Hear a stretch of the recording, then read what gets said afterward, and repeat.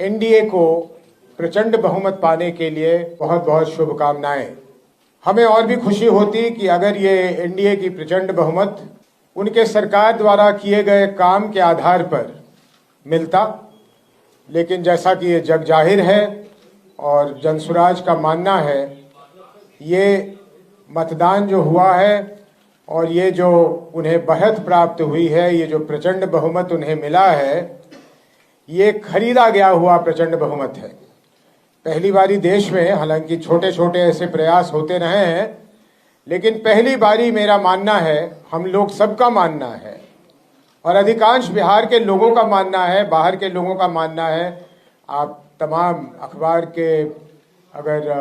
Editorials पढ़िए तो आपको पता लगेगा कि 21 जून के बाद इस सरकार ने चुनाव के होते होते तक करीब करीब 40,000 करोड़ रुपए,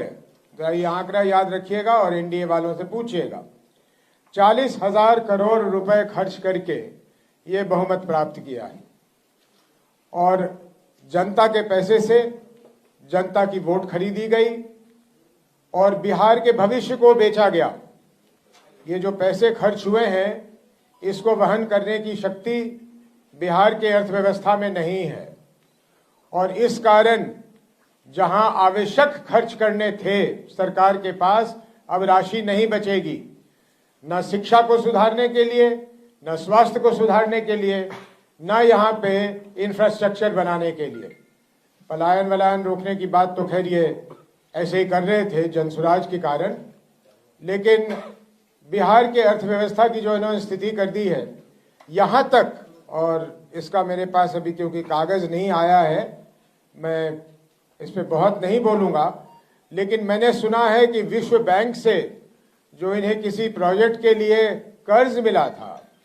उसके भी 14,000 करोड़ रुपए उन लोगों ने ये कैश ट्रांसफर पे लगाया है। तो इस हालत में बिहार की जनता, जो सब लोग जानते हैं, मजबूरी में रहती है, गरीबी में रहती है, उसके लिए इतना बड़ा जो पैसा मिला तो उसको लगा कि ये वरदान है और इस कारण से मेरे समझ से, जनसुराज की समझ से और सोचने वाले लोगों के समझ से प्रचंड बहुमत का यही कारण है। अब हम लोगों का मांग है एनडीए से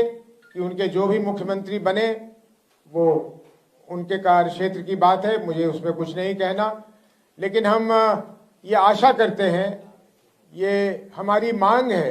कि एक साफ सुथरी सरकार बने जिसमें